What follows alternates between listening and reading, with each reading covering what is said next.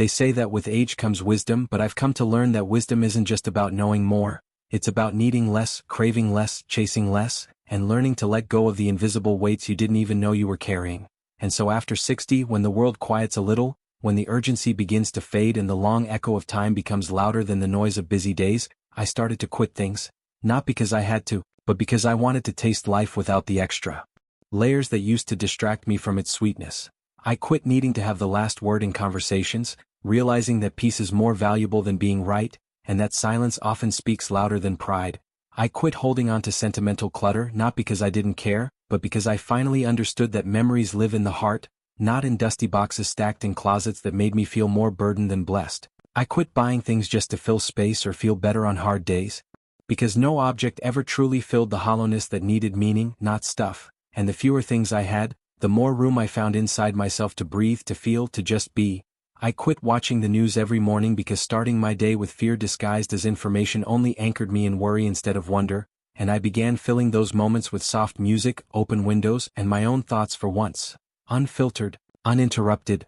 I quit comparing my life to others, especially to those younger than me, because comparison is a thief that robs you of joy and leaves behind the dusty remains of someone else's highlight reel while your real, raw, beautiful life waits quietly to be lived without shame. I quit rushing through meals, rushing through thoughts, rushing through days like they were errands instead of sacred gifts, and I embraced the slow, the still, the small moments like sipping tea without multitasking or walking without a destination. I quit pretending to be okay when I wasn't, because truthfully I was tired of playing roles for people who wouldn't sit long enough to listen anyway, and once I allowed myself to admit, even to an empty room, that I felt lonely or uncertain or disappointed, I discovered that honesty became a door through which real peace quietly entered.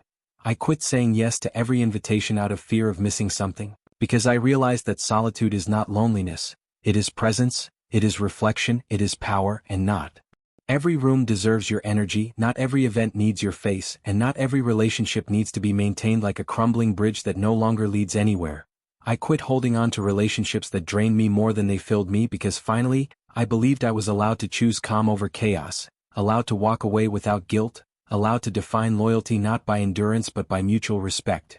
And I quit chasing closure, because not every apology comes, not every ending is clean, and not every story deserves to be reopened, retold, or re-understood. Some things are just over, and peace is when you stop rereading the last chapter and start writing the next one with a lighter hand.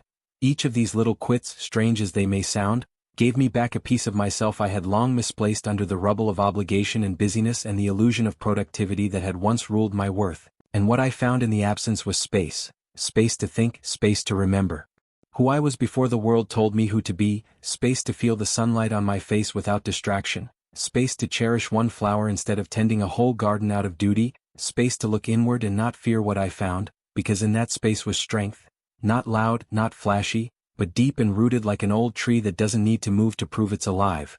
And as I embraced this quieter way of living, this gentler rhythm, I found that life didn't become smaller, it became fuller, richer, softer, like an old song you finally listened to all the way through and realized the beauty was never in the chorus but in the quiet notes you used to skip over. I no longer needed approval from others to validate my days, nor praise to define my purpose, because each sunrise became my own applause and each breath a quiet declaration that I am still here, still growing, still learning that letting go is not losing, it is gaining a freedom so rare it feels rebellious. And while the world around me still clings to more, I choose less. Less noise, less clutter, less drama, less pretending, and in that choosing I've become more, not in the eyes of the world perhaps, but in the eyes of the one who matters most, the self I meet in the mirror each morning, the one who no longer wears masks to be loved, no longer says yes when her soul whispers no, no longer trades peace for popularity. And if I could give anything to those walking this same path of later years, it would be the permission to quit, not because you're giving up but because you're finally waking up, stepping off the hamster wheel of cultural expectations and into the stillness of enough. Because simplicity is not emptiness, it is clarity, it is beauty, it is presence, it is noticing the dust dancing in the morning sun and realizing that's enough magic for one day. It is knowing that your home doesn't need to be perfect, your life doesn't need to be impressive, and your worth doesn't need to be proven. It already is in your survival, your tenderness, your stories, your resilience, your laughter lines, and your brave quiet existence. And though the list of things I quit could go on, the truth is they were never what made me me. What remained after the quitting was the real treasure. contentment, peace, presence, and a new kind of joy not built on excitement or stimulation, but on stillness and authenticity and the sacred act of being exactly where I am, without apology, without rush, without regret.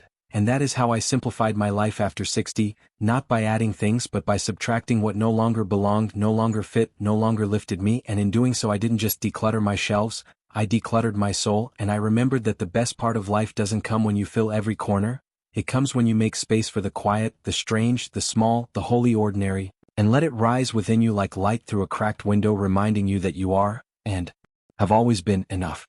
And the more I let go, the more I could see, not just around me but within me. I began noticing the things I had never truly looked at, like the way morning light touched the corner of my curtain, or how silence wasn't empty but full of answers I'd ignored when I was too busy chasing noise. I started valuing not what filled my time but what made time feel full. I quit multitasking because I realized doing many things at once only made me miss everything. Now when I drink tea I taste it. When I listen I really hear. I don't just nod, I absorb. I no longer rush to reply, I respond from a place of calm. And in that slowness I found presence. Real presence. The kind that makes every ordinary moment glow just a little brighter, feel just a little deeper, and linger a little longer in the soul. I quit planning every detail of every day because I finally understood that control is an illusion and that joy often lives in the unscheduled spaces. I began welcoming surprises, not fearing them. A visit from an old friend. A quiet morning that turned into a long afternoon with a book. A phone call that turned into laughter. These weren't on my calendar, but they filled my life in ways no plan ever could. I quit trying to keep up, with technology, with trends, with opinions that shifted like wind, because my worth isn't defined by my relevance to a world that forgets faster than it remembers. Instead, I focused on being timeless, not trendy. On being grounded, not distracted. I quit living from guilt and started living from grace. Grace toward others and finally, grace toward myself. And in doing so, I found that the best kind of strength isn't about pushing forward. It's about knowing when to pause, to rest, to reflect, and then to gently, deliberately begin again. Simplifying wasn't just about removing, it was about remembering. Remembering who I was before the world told me to be more, do more, have more. It was about looking in the mirror and seeing not an aging face but a seasoned soul. A soul no longer interested in competing but in connecting. No longer interested in pleasing everyone, but in pleasing the deeper self who waited patiently for decades to be heard. And now, finally, I listen. Every day. That's the true power of quitting what doesn't serve you. It creates space for what does. For beauty. For breath. And as I continued this quiet transformation, this intentional shedding of what no longer felt true, I began to realize something even more profound. That letting go is not a sign of weakness or surrender, but of alignment, of maturity, of coming home to the part of yourself that was buried beneath decades of expectations, obligations, and noise. I quit needing answers to every question because peace doesn't always live in explanation, it often dwells in trust. In trusting that life knows what it's doing even when I don't.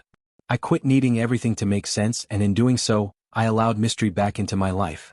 The kind that makes sunsets more beautiful because they aren't owned, the kind that makes a moment precious precisely because it can't be repeated. I quit waiting for the perfect time to feel joy, and began collecting it in small doses. A breeze through the window, the smell of rain on warm pavement, the sound of my own laughter when I least expect it. I quit apologizing for needing space, for being quiet, for moving slowly because I've earned this rhythm and no one else has to understand it. I quit chasing productivity as a form of worth and instead started honoring rest as a sacred act. I began to believe that my presence was valuable even when I was doing nothing at all.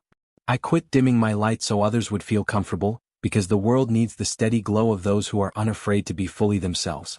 I quit over-explaining my boundaries because no is a complete sentence and peace is reason enough. I quit letting fear masquerade as logic, and started walking into uncertainty with open hands instead of clenched fists. I quit measuring time by what I had to show for it and began measuring it by how it felt, how deeply I was able to live inside each day, each breath, each quiet unfolding. I quit living for someday and began living for this exact, unrepeatable moment, the one right in front of me, full of texture and color and quiet magic. And slowly the world around me changed, not because it actually shifted but because I did. I became less reactive, more rooted. Less concerned with what was happening on the surface, more attuned to the stillness underneath.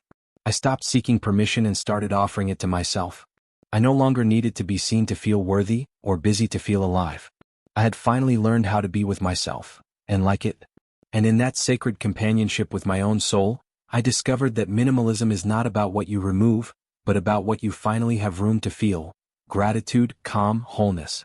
The kind of wealth that can't be bought and will never be lost.